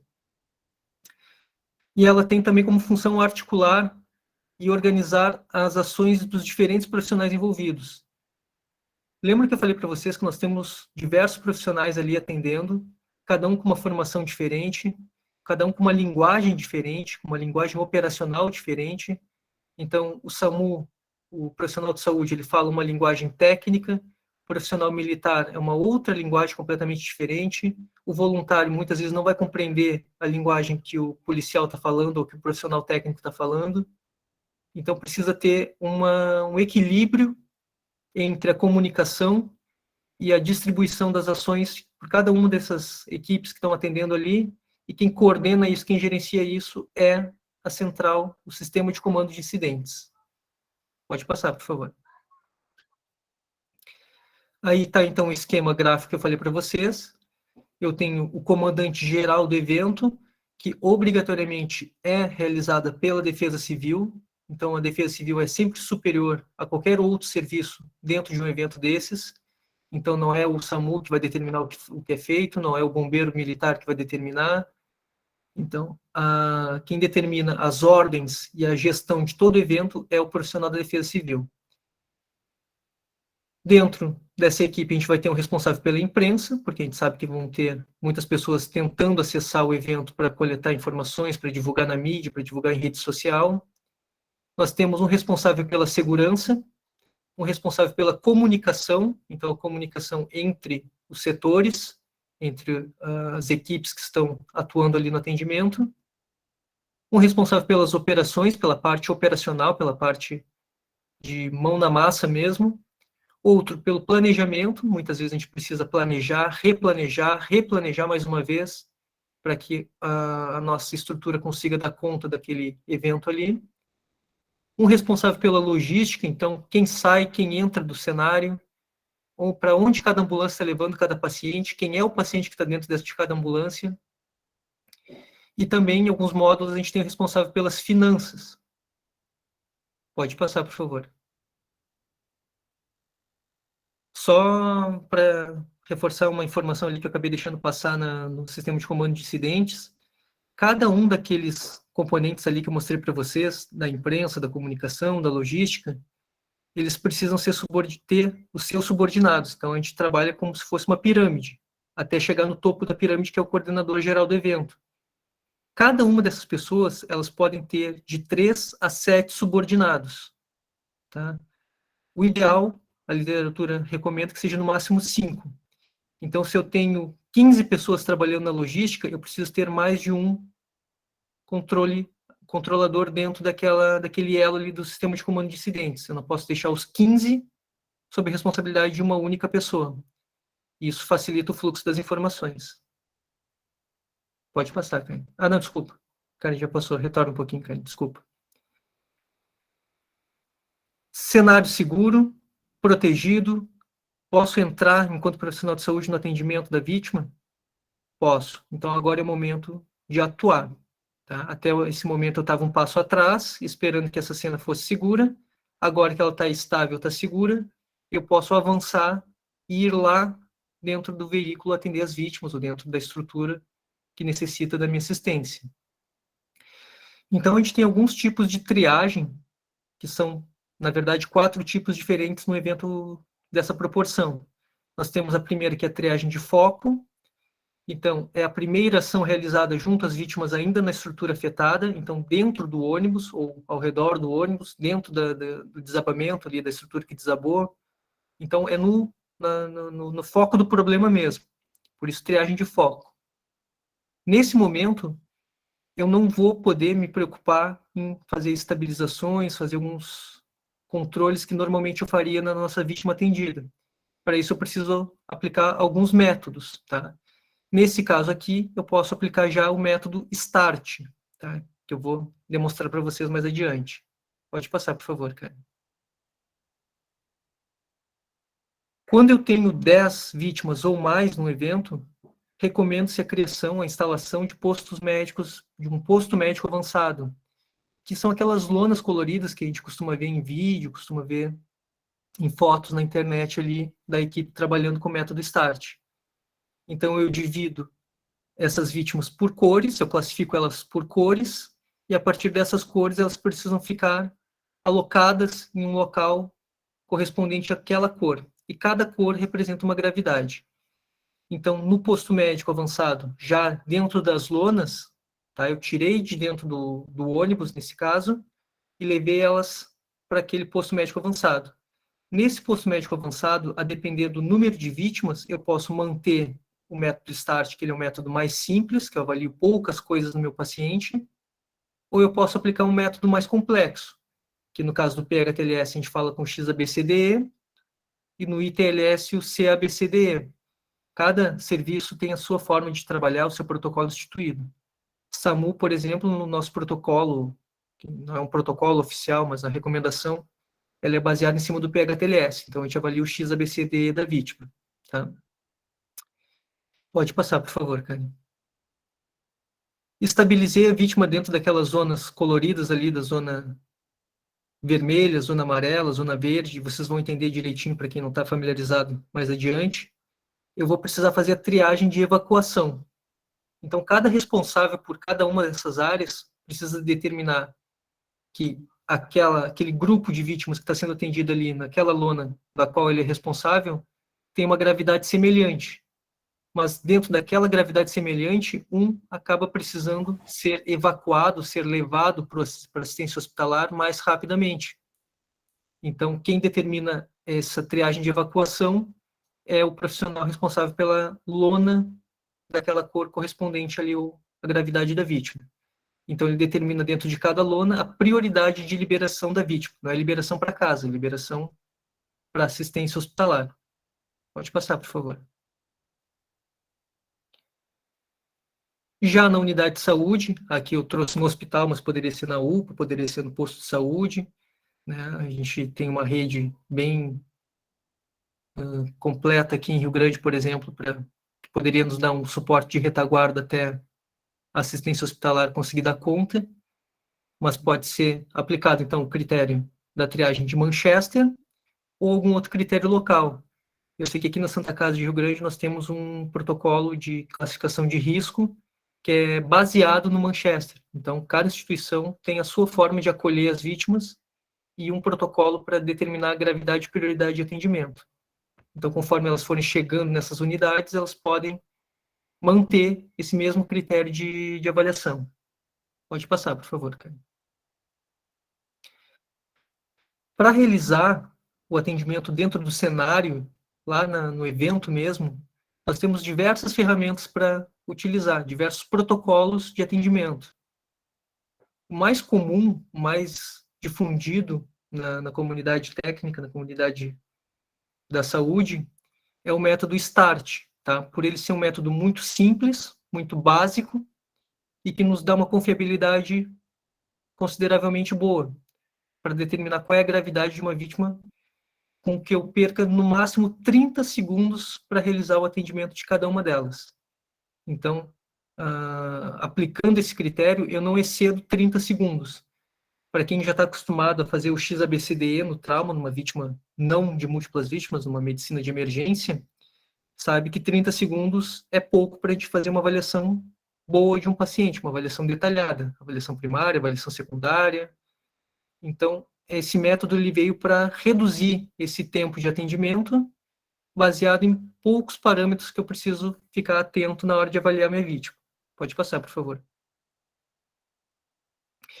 Ele avalia basicamente 3 aspectos, tá? Respiração, circulação e consciência, tá? Respiração, eu vou determinar um parâmetro de frequência ventilatória do meu paciente. Circulação, eu preciso determinar se ele tem o risco de um sangramento maior, que possa estar comprometendo hemodinamicamente a minha vítima. E o nível de consciência, se ele obedece a comando simples, se ele consegue compreender verbalmente algum comando que eu possa dar para ele. Por exemplo, levanta neste momento e sai do veículo. Tá? Pode passar, por favor, cara. Eu trouxe para vocês o algoritmo. Eu não sei se está pequeno para vocês visualizarem, mas a gente vai conversar mais detalhadamente sobre ele. Tá? Por exemplo, eu, enquanto profissional de saúde, zona fria, tá? O risco foi neutralizado, vou lá dentro do ônibus atender essas vítimas que estão caídas dentro do ônibus. Tá? Segurança controlada, garantida, para que eu possa realizar meu atendimento. A primeira coisa que eu preciso questionar para minha vítima é se ela consegue andar. Eu pergunto para as vítimas lá dentro do ônibus, eu falo bem alto. Quem consegue andar, levantar e andar, desça do ônibus ou saia do ônibus e se posicione na lateral ou na parte de trás do ônibus e aguardem ali. Para isso, um outro profissional que está atuando ali comigo precisa ajudar a organizar o local onde essas vítimas vão ficar. É importante que essas vítimas elas fiquem num lugar controlado, porque a tendência é que, já que elas conseguem caminhar, conseguem se mobilizar espontaneamente, elas acabem saindo daquele local, entrando em carros particulares de um familiar que soube lá do evento e sendo levadas para a unidade de atendimento antes mesmo das vítimas graves serem atendidas. E a gente não quer sobrecarregar a porta de entrada com vítimas não graves nesse momento. Então, levantou e consegue andar, vítima considerada da cor verde. Agora ficaram dentro do veículo somente as que não conseguem andar. Eu não vou tentar entrar no ônibus e pegar a vítima que está lá no fundão. Eu vou pegar a vítima que está mais próxima de mim, que facilite o meu acesso. Então, eu vou chegar na minha vítima, vou avaliar se ela respira ou se ela não respira. Se ela não respirar, eu vou realizar a abertura de via aérea. Então, a gente tem a anteriorização da mandíbula, né, que a gente pega a mandíbula da vítima e puxa para frente para que a base da língua saia da via aérea, desobstrua a via aérea, ou a elevação do mento, que eu faço uma hiperextensão da região cervical da minha vítima. Se mesmo com essas duas manobras, com uma dessas duas manobras, a vítima não respira, eu considero que essa vítima é inviável, uma vítima em óbito. Ela fica ali, onde estava, e eu sigo atendendo a vítima seguinte. Tá? Mas se essa vítima, ela respira, pessoal. Então, eu fui lá, avaliei ela, ela não consegue andar, mas ela respira. eu preciso avaliar, e obviamente eu não vou contar os 60 segundos que a gente aprende lá na faculdade, no curso técnico, para ferir a frequência respiratória. Eu vou fazer uma estimativa, vou calcular ali por um tempo menor e multiplicar. Mas o que eu preciso saber? Se ela tem 30 movimentos respiratórios ou mais. Então, se ela tiver mais do que 30 movimentos respiratórios, eu considero ela da cor vermelha. Se ela tiver menos do que 30 movimentos respiratórios, eu continuo avaliando. Eu vou avaliar o enchimento capilar. Acho que todos sabem como a gente afere enchimento capilar, então eu pressiono a polpa digital ou o leito unguial do dedo da minha vítima e solto. O enchimento capilar ele tem que ser num tempo inferior a 2 segundos. Se exceder 2 segundos, significa que o sangue que deveria estar chegando na extremidade com mais eficiência está sendo desviado para cabeça e tronco, onde ficam os órgãos nobres. Então, se eu tenho um enchimento capilar diminuído com mais do que 2 segundos, é possível que eu tenha um sangramento por algum lugar. Então, resumindo, consegue levantar e andar, é uma vítima da cor verde. Não anda, mas tem uma frequência respiratória menor do que 30 e um enchimento capilar inferior a 2 segundos, uma vítima amarela. Agora, se ela não anda e tem alteração na frequência respiratória, tá? 36 movimentos por minuto, ou tem um enchimento capilar lento, ela é uma vítima vermelha. Vítimas que não respiram, mesmo com reposicionamento da via aérea, é uma vítima inviável. Uns protocolos falam como vítima preta, outros como vítima cinza, tá? Mas o desfecho para essa vítima é o mesmo, é não invisto nela. Não se preocupe que agora o próximo slide vai deixar mais claro para a gente entender. Troca, por favor, Karen. Esse é o posto médico avançado, pessoal. São aquelas lonas que a gente viu lá naquela imagem do ônibus lá na frente. Então, a gente vai precisar ter uma unidade de acolhimento dessas vítimas, né? Uma parte desse posto médico avançado ali, uma lona, que geralmente ela é laranja, onde alguns profissionais vão receber essas vítimas que estão vindo do local onde aconteceu o evento. Isso é muito próximo, fica a metros de distância. Eles vão pegar a informação que foi passada por quem trouxe essa vítima, por exemplo, essa vítima não anda sozinha, não deambula espontaneamente, e está com uma frequência respiratória de 32 movimentos por minuto e enchimento capilar de 2 segundos. Então, ele vai pegar essas informações e vai classificar essa vítima que chegou, trazida pelo profissional lá da triagem de foco, e vai colocar ela na lona correspondente ao seu problema. Só que antes de levar ela para essa lona, ele vai identificar ela. Geralmente a gente trabalha com esses cartões de identificação, que tem no lado direito da apresentação, onde a gente coloca ali o horário que foi atendido, identifica algumas lesões mais importantes ali, um sangramento, uma fratura, pressão arterial, respiração e frequência cardíaca. E reparem que embaixo ali desse cartão eu tenho 4 faixas, uma faixa preta, uma faixa vermelha, uma faixa amarela e uma faixa verde. Então, por exemplo, se essa vítima ela vai ser classificada como vermelha, eu não destaco as barras inferiores, a amarela e a verde. Eu pego elas e dobro elas para trás e deixo exposta a preta e a vermelha. Essa vítima ela é vermelha. Então, a última cor aparente é a cor que essa vítima foi classificada. Ele coloca esse cartão no pescoço da nossa vítima, pendurado, e essa vítima é conduzida, então, até a lona vermelha. Então, voltando à classificação, pessoal. Deambula, tem uma frequência respiratória inferior a 30 movimentos por minuto e um enchimento capilar inferior a 2 segundos, é uma vítima verde. É a melhor vítima que a gente tem, a vítima mais estável. Ela possivelmente tem uma fratura, um corte, mas nada que comprometa a vida dela naquele primeiro momento. Agora, se ela não deambula, tem a frequência respiratória inferior a 30 e o enchimento capilar inferior a 2 segundos, ela é uma vítima amarela. O que mudou da verde para amarela? Só o fato de caminhar ou não caminhar. Uma caminha e não tem alteração dos parâmetros de enchimento capilar nem de frequência respiratória, A amarela, ela também não tem alteração dos parâmetros, porém ela não caminha. Tá? Já a vítima que vai ser classificada como cor vermelha, ela não caminha e ela tem pelo menos um desses dois parâmetros afetados.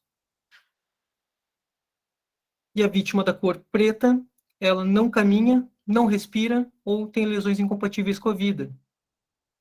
Então, tem lesões aparentemente que tornam a recuperação dela inviável naquele primeiro momento.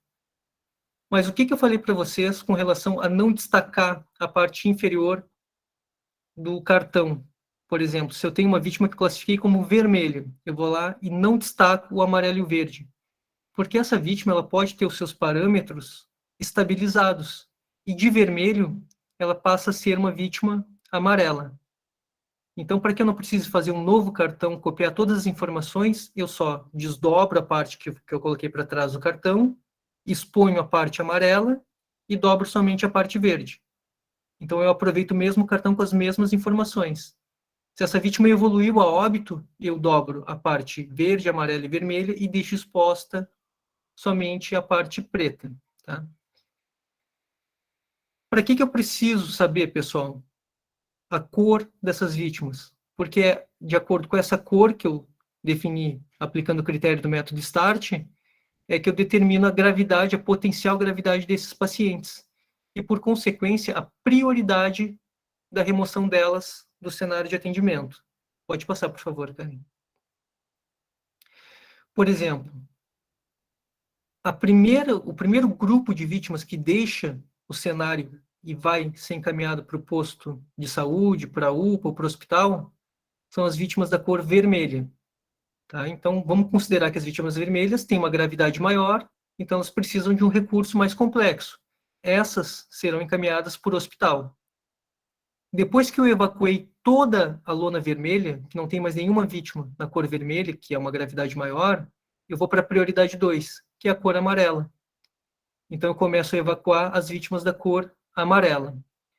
Por último, as vítimas da cor verde, elas podem ser removidas, muitas vezes até por veículos que não são ambulâncias, podem ser removidos por veículos de equipes de voluntários, por equipes do policiamento, então que não necessitam de um recurso avançado. Eu falei para vocês que elas têm que ficar lá no cenário, organizadas para que elas não deixem o local. Lembram disso?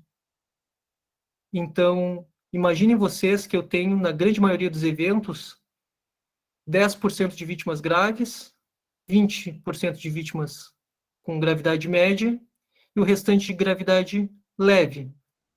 E quando eu chego com a vítima grave no hospital, o hospital está atendendo as vítimas verdes que deixaram o cenário sem serem conduzidas pela equipe de saúde, sem serem triadas anteriormente. Então, eu estou entupindo a porta de entrada com vítimas que não precisam ser atendidas naquele momento.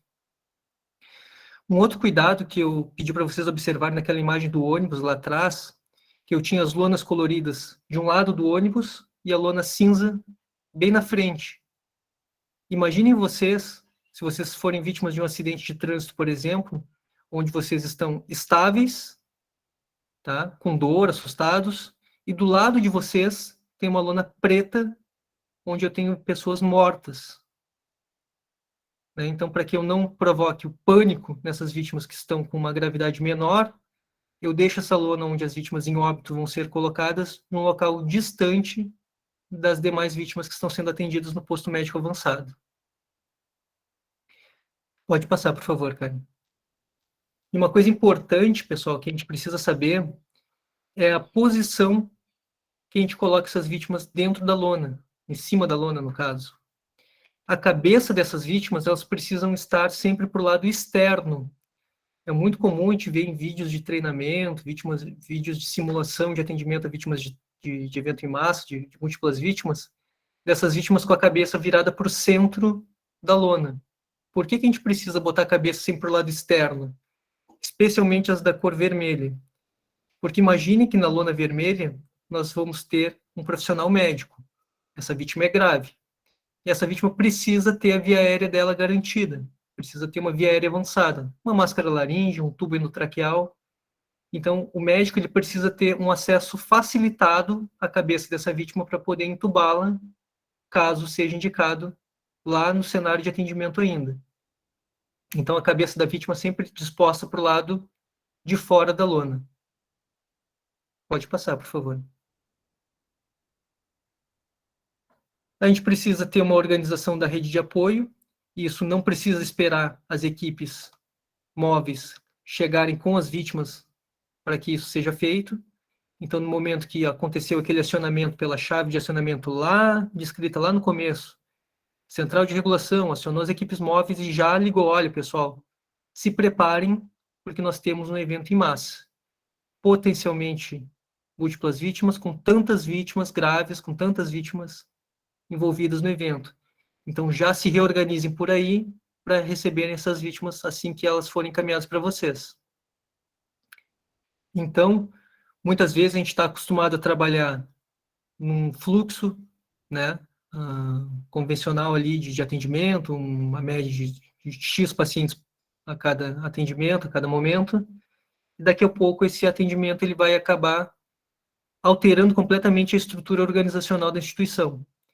Então, ela precisa estar preparada para que isso não aconteça e não pegue ela de surpresa. Pode passar, por favor, Carla.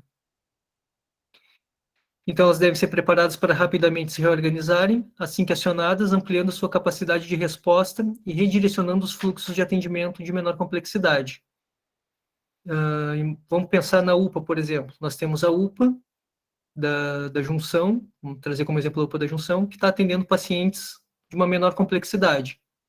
Então, esses pacientes, esse atendimento, se ele precisar ser continuado naquele momento, porém eu não tenho condições de atendê-lo, porque eu preciso pegar a minha equipe, o meu recurso físico, meu recurso material, para atender as vítimas graves, eu direciono essas vítimas de menor complexidade para outras unidades de saúde que possam dar conta desse atendimento.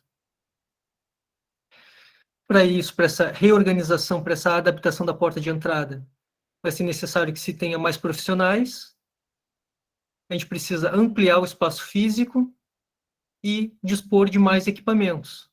Idealmente, a gente sabe que a realidade dos serviços de saúde, infelizmente, não nos permite isso, mas a gente teria que ter, por exemplo, X respiradores em uso e mais X respiradores de backup. Então, precisou aumentar a demanda rapidamente, eu tenho mais de onde tirar mais respiradores. Um exemplo, respirador, né? Mas poderia ser outros recursos. Pode passar, por favor, Caio. Então, com relação ao planejamento, pessoal, como eu falei para vocês, a gente não pode ser pego de surpresa. A gente não pode ter que trocar a roda do carro com o carro andando. Para isso, existem algumas formas de se preparar uma unidade de saúde, uma equipe de saúde, para atuar diante de um evento desses. Um deles é criar, elaborar um plano de emergência. E isso pode ser feito a nível regional, local, institucional. Então, a gente pensa assim, eu trabalho no posto de saúde lá do cassino. Eu não preciso ter um plano de contingência, um plano de emergência, porque a gente atende baixa complexidade. Mas se em algum momento eu for requisitado a receber vítimas de uma maior complexidade, eu preciso saber como reorganizar o fluxo de atendimento, como preparar a minha estrutura para realizar esse atendimento. Então, as instituições, de forma isolada, também deveriam ter os seus planos de emergência pré-concebidos, pré-trabalhados, e a equipe treinada para compreender e, assim que acionadas, realizar o atendimento. Pode passar, por favor, Karen. Já o plano de contingência, ele aborda questões mais específicas. Por exemplo, eu vou fazer um plano de contingência para atender múltiplos queimados de forma simultânea. Então, vamos imaginar que houve uma explosão num restaurante no centro da cidade, onde vitimou várias pessoas, entre funcionários e clientes, e muitos tiveram queimaduras. De que forma eu consigo atender múltiplos queimados? Eu tenho recurso material suficiente? Eu tenho medicação suficiente para atender essas vítimas? Outro plano de contingência. Como é que eu atendo vítimas em grande quantidade de síndromes gripais, por exemplo? Né? Então, como é o plano de contingência para síndrome gripal que a gente tem? Distanciamento social, isolamento em caso de suspeita de positivo, uso de máscara. Isso é plano de contingência. São medidas que eu preciso adotar prevendo que isso possa acontecer, mas para que isso realmente não chegue a acontecer. Plano de contingência é isso. Eu não quero que aconteça, então eu crio barreiras, eu estabeleço mecanismos que me dificultem que esse evento realmente aconteça. Então, consiste na elaboração de um plano de ações antecipadas e preventivas para casos de situações específicas, como incêndios, acidentes rodoviários, colapso de estruturas, acidentes com produtos químicos, tá? Então, eu identifico um plano de emergência, ele tem vários planos de contingência dentro dele. Ele é um conjunto de planos de contingência. E os planos de contingência vão ser criados de acordo com o risco que eu tenho para cada situação. Então, eu tenho uma ameaça, por exemplo, da síndrome gripal? Tenho. Eu tenho uma vulnerabilidade? Eu tenho uma incapacidade de resposta? Tenho. Opa, então eu preciso criar uma estratégia para agir quando esse tipo de evento acontecer. Pode passar, por favor, cara. E o plano de ação, que é a ponta do plano de emergência, que é quando todo o resto deu errado, quando a prevenção deu errado, quando o planejamento para que isso não acontecesse não funcionou, ou a demanda foi excessiva com relação à resposta que eu tinha no meu plano de contingência. Então, meu plano de contingência previa o atendimento de X pessoas simultaneamente, mas eu necessitei ampliar, atender 2X simultaneamente. Então, meu plano de contingência acabou sendo insuficiente. Agora, o que eu faço diante dessa situação? Eu preciso agir. Então, o plano de ação, ele é elaborado dessa forma. São medidas práticas de como controlar, de como realizar o atendimento às vítimas quando os planos de prevenção não foram suficientes. Pode passar, por favor. Aqui, para ficar mais claro, então, o plano de emergências é um plano ampliado, um plano maior. Dentro do plano de emergências, nós temos aqui, a exemplo desse gráfico, um plano de contingência para inundações, para múltiplas vítimas, para dengue, para síndrome gripais. Essas duas primeiras etapas dos planos, elas são criadas no intuito de prevenir o evento, para que ele não aconteça. Tá? Contingência, prevenção, para que eu não precise atuar diretamente. Agora, quando não foi possível, quando teve, por exemplo, um surto, uma pandemia do Covid, eu tinha condições de dar uma resposta adequada naquele primeiro momento ali? Não, então eu precisava ter um plano de ação para que a minha resposta pudesse ser efetiva e eu conseguisse fazer o melhor possível. Nem sempre eles são eficientes, porque a gente não consegue prever a magnitude de um evento, de um cenário, antes mesmo que ele aconteça. Mas ele precisa ter uma elaboração prévia para que a gente consiga compreender como é que é o mecanismo de cada uma das ações que serão empregadas a partir do momento que ele realmente acontecer. Pode passar, por favor, cara. Para isso, pessoal, o ideal é que a gente trabalhe com simulações, tá? Então, além de ter o plano redigido, divulgado e treinado entre os profissionais de cada uma das instituições que atendem as vítimas de qualquer situação, mas no foco dessa conversa hoje de múltiplas vítimas, ele precisa ter, além do plano escrito, do plano de emergência, do plano de contingência, do plano de ações, a gente precisa trabalhar também com simulações de casos reais. Então, nós temos duas formas de trabalhar a simulação. Nós temos a simulação realística, que consiste na elaboração de uma ação prática envolvendo diversos atores que busca aproximar ao máximo o planejamento de uma atividade realística. Apresenta uma maior complexidade. Então, eu pego aquele plano de emergência, pego meu plano de contingência, pego meu plano de ações e coloco ele agora no prático. Então, eu vou simular uma situação de múltiplas vítimas, onde eu preciso dar conta de como funcionaria. Os exemplos que eu estou trazendo, pessoal, quando eu cito, por exemplo, a UPA, eu não sei como é que funciona na UPA, são exemplos hipotéticos, tá? Mas, por exemplo, hoje, se chegar num evento onde eu precise atender 5 vítimas graves simultaneamente na UPA da Junção, como é que vai ser a resposta da equipe, a resposta da estrutura da UPA da Junção? A gente tem isso organizado, tem isso planejado, a gente sabe quem se responsabiliza por cada etapa da ação, entenderam? Então, a gente precisa criar isso dentro da instituição. Eu não preciso que o SAMU participe nesse primeiro momento, não preciso que a Defesa Civil participe, não. É um treinamento local. Agora, pessoal, aqui, se isso acontecesse, a gente agiria dessa forma, a gente alocaria recursos daqui, dali, solicitaria apoio daqui, dali, entende? Então, a gente precisa ter isso planejado de forma local e depois de forma ampliada. Aí envolveria serviço móvel, envolveria defesa civil, envolveria policiamento. Pode passar, por favor, cara. Esse aqui é uma foto de uma simulação. Eu até pensei em adicionar uns vídeos, porque eu participei aqui em Rio Grande de 2 eventos de simulação com o Anderson Montiel, que é o secretário executivo da Defesa Civil de Rio Grande, um em 2015 e um em 2018 ou 2019, não me recordo bem, onde a gente trabalhou, a gente não, eles trabalharam, eu só participei como observador ali das funções, porque eu coordenava o Núcleo de Educação e Urgências do município na ocasião, mas se simulou o tombamento, um acidente entre veículos, onde um dos veículos transportava produto químico, e teve vazamento do produto químico, contaminando toda uma comunidade local ali. De 2015 foi na Barra, e o de 2018, 2019 foi no trevo da cidade, de acesso da cidade.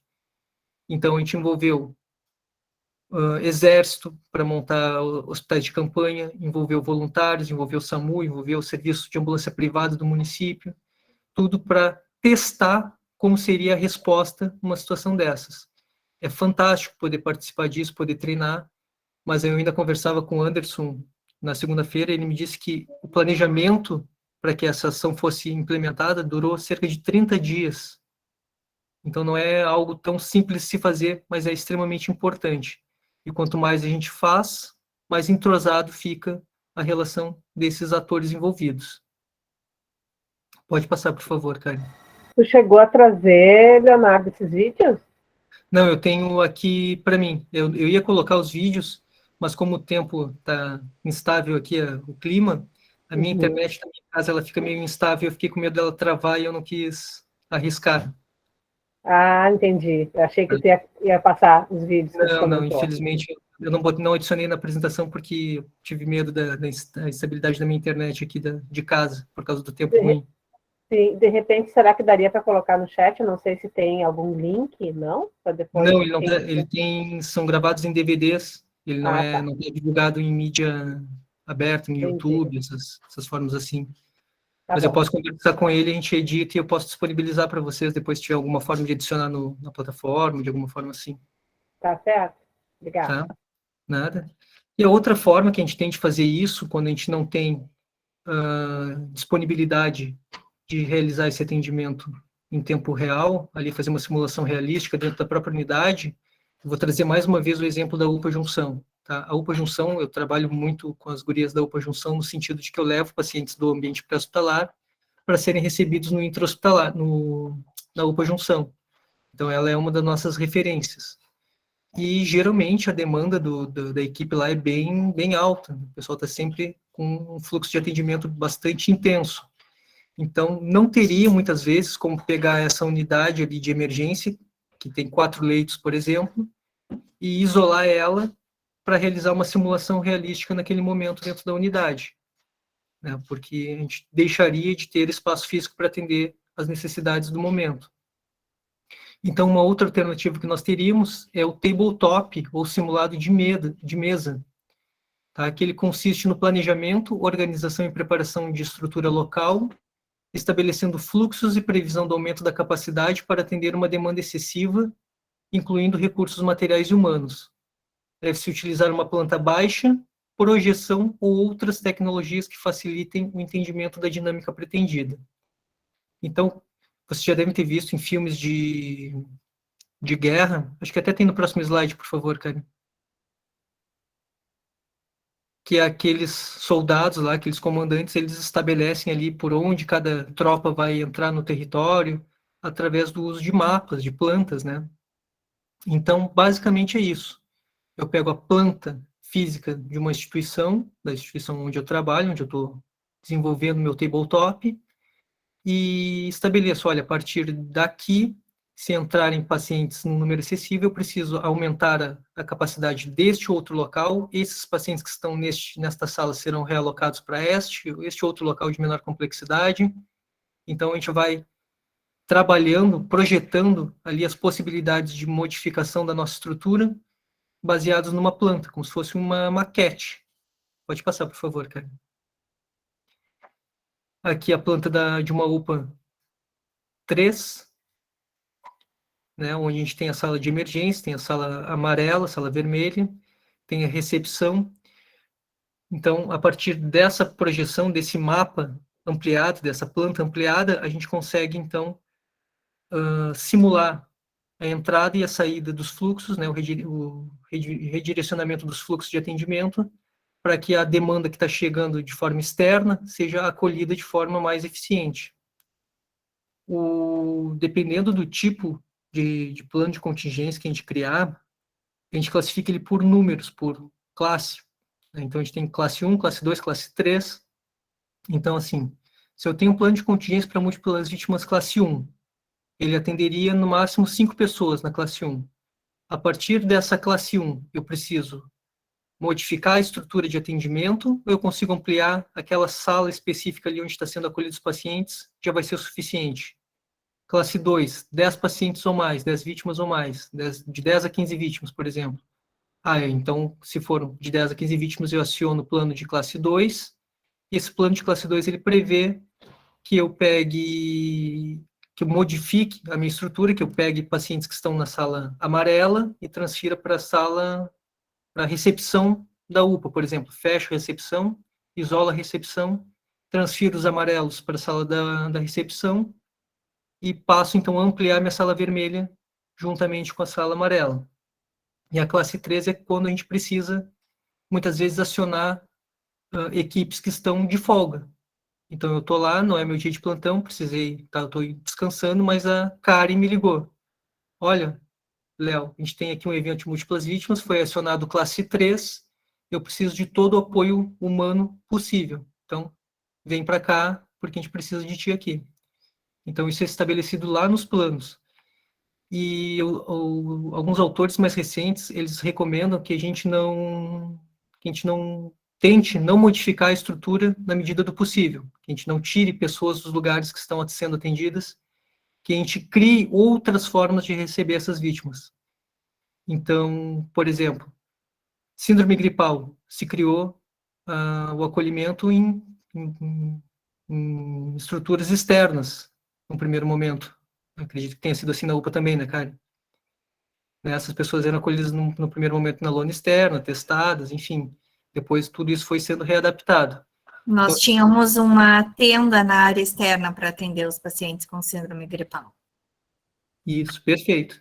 Então, se a gente conseguir aumentar a nossa capacidade sem modificar a estrutura original, para não interromper a assistência que já estava sendo prestada para aqueles pacientes inicialmente, e eu conseguir botar essas tendas do lado externo, eu conseguir montar o hospital de campanha do lado externo, conseguir realocar recursos materiais e humanos para esse atendimento no ambiente externo, seria o mais recomendado.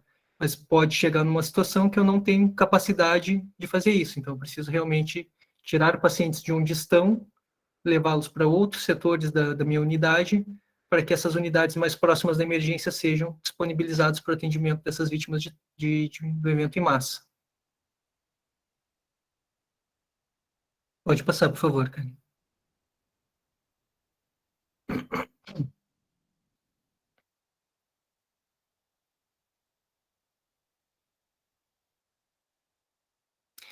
Um outro recurso que eu tive a oportunidade de trabalhar de forma como professor, não em simulação assim, que é uma ferramenta extremamente útil para esse tipo de situação, é o projetor de lousa interativa.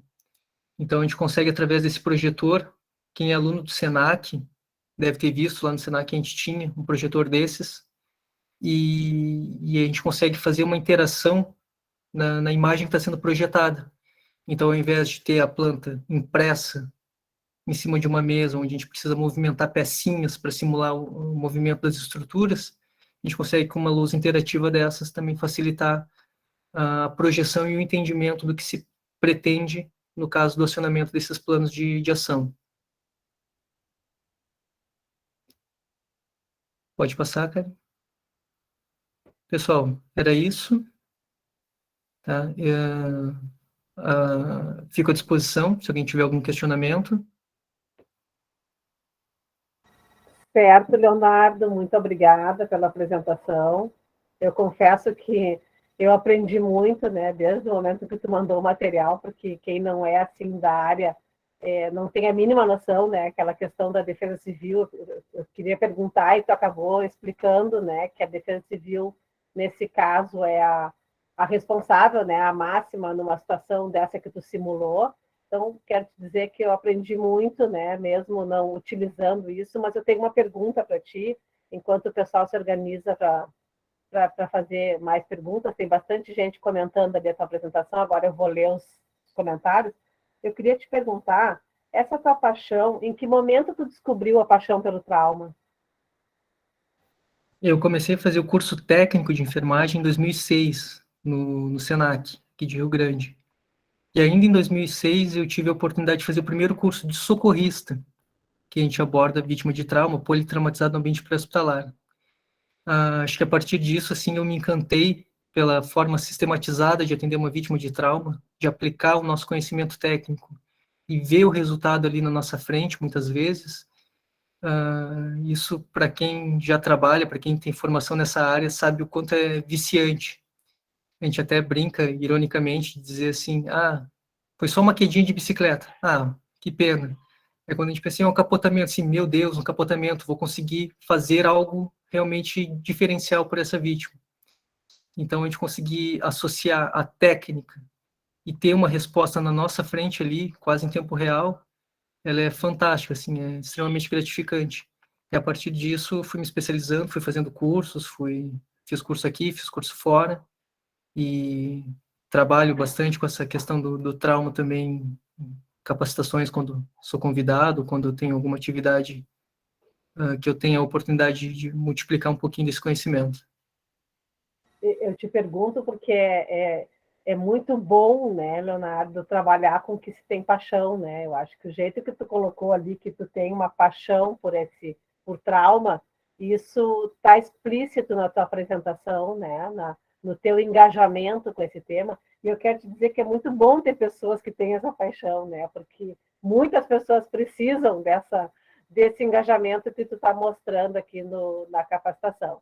Eu queria, antes de abrir ali para perguntas, abrir os microfones, quem quiser abrir o microfone, comenta ali, parabenizar todos que estão se disponibilizando nessa tarde a obterem mais um aprendizado. Eu acho que fazer um curso e ouvir a tua experiência, as tuas vivências, agrega muito valor, nos desenvolve enquanto pessoas. Então, eu queria parabenizar quem se inscreveu e quem está participando, essas 100 pessoas, a média de links que estavam conectados conosco, porque é isso que o aprendizado traz, né? Essa constância de estar sempre se capacitando e agregando valor ao seu fazer. Tá? Então, eu vou abrir a palavra para quem quiser. Deixa eu colocar aqui no chat, ver se alguém levantou a mão. O Cássio levantou a mão. Por favor, Cássio, quer comentar alguma coisa?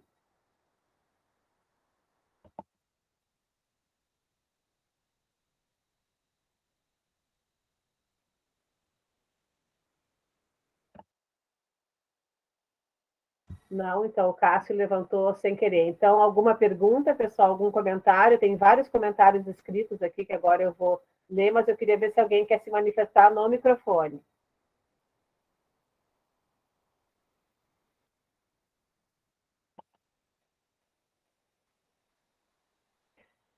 Bom, já que ninguém fala, eu vou continuar falando, né? Eu tenho uma pergunta.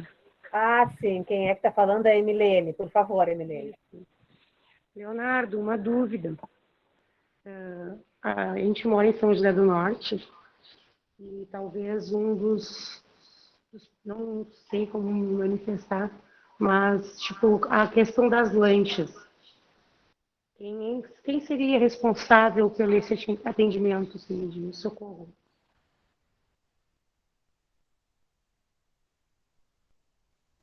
Oi, Milene. Na verdade, assim, isso varia bastante de local para local. Nós não temos hoje o SAMU como responsável pelo atendimento dentro da lanche, quando ela não está num lugar fixo, no caso. Então, eu coordenei o SAMU de São José do Norte por um período curto, aí, em 2016, e nós tínhamos essa questão. E qual é o papel do SAMU em atendimento dentro da lancha, né? Para quem não sabe, assim, a gente não está falando o São José do Norte é um município que não é ligado por terra, é Rio Grande, e o único meio de acesso de Rio Grande para lá é via lancha. E nós não temos ambulância, porque a ambulância do SAMU ela não compreende esse tipo de atendimento. O atendimento da ambulância seria para locais ribeirinhos, para locais onde não tem acesso por terra.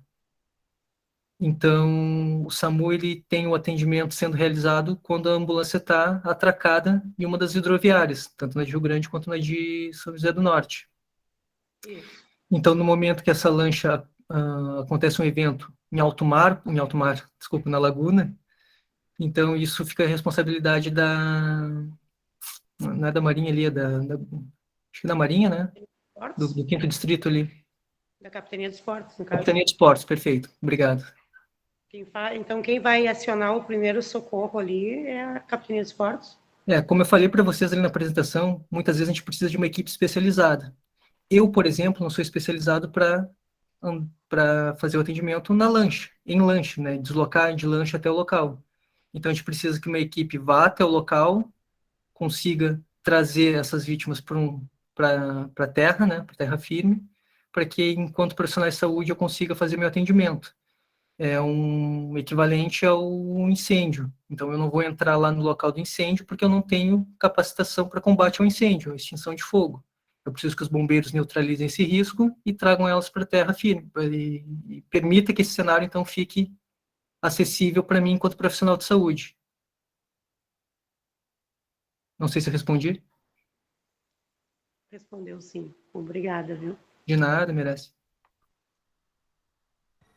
No chat aqui, Leonardo, muita gente comentando, o Berdan, o Diego, a Andréia, a Ana, que é recém-formada e que aprendeu muito contigo hoje, a Júlia, a Letícia, a Estela, o Wilson, Cássio, a Adriana, Fran, Elaine, Xandão, Thales, Carlos Veiga, Matheus, Solane, todos com a mesma fala de agradecendo, parabenizando pelo teu profissionalismo, agradecendo o teu conteúdo, o Lucas, tem bastante comentário aqui que eu estou tentando não esquecer de ninguém, a Fátima, a Raquel de Freitas, a Lulu Araújo Mascarenhas, o Diego, a Nilce, a Veridiana, tem uns que é uma empresa, né? A Jussiane, a Caroline, então eu acho que continua aberto, não sei se a Karen quer comentar alguma coisa, continua aberto a perguntas.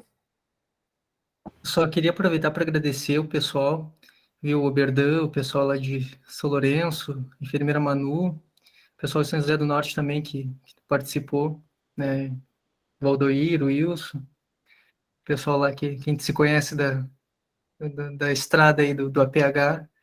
Então, muito obrigado mesmo pela participação. E eu queria colocar assim que ficou muito claro, né, na tua apresentação, Leonardo, a importância do trabalho coletivo, né?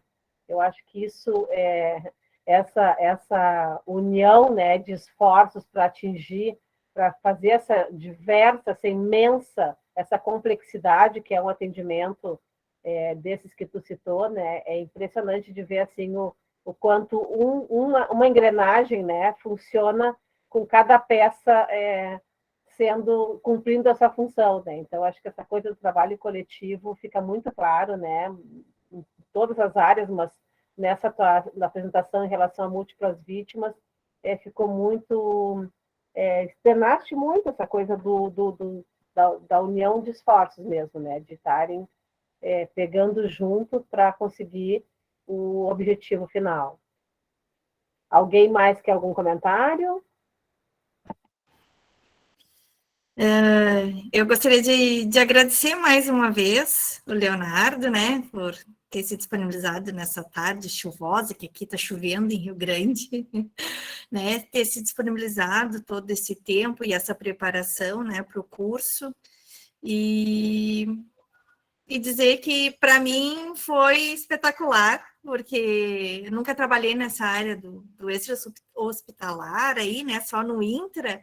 Então, para mim, é algo diferente, né? Nunca tive essa oportunidade, de repente, né? Futuramente, quem sabe, né? Então, eu acho que foi uma capacitação bem interessante. E quem teve a oportunidade de participar hoje, eu acho que ficou com outro olhar aí, né? E conhecimento também. Obrigada, viu, Leonardo? Obrigada, Maralice, também, né? Por participar hoje. Com certeza, né, Karen? Ficou com outro olhar, bem como tu disse. Eu quero lembrar que os certificados já estão disponíveis na plataforma, tá? Para quem se inscreveu. Quem não se inscreveu, vocês orientem, quem entrou por algum link, né? Porque às vezes é disponibilizado o link, faça a inscrição para que esse certificado saia automaticamente pela plataforma, que fica muito mais fácil. Leonardo, espero contar contigo em outros momentos. O IB Escola está à disposição, a gente agradece muito a tua contribuição, né? Eu acho que o conhecimento ele só é válido quando ele é compartilhado, né? Então, muito obrigada pelo teu empenho aí, agradeço a presença de todos. Se ninguém mais tem nenhum comentário, a gente encerra por aqui esse curso. Muito obrigada a todos. Obrigada, Maralice.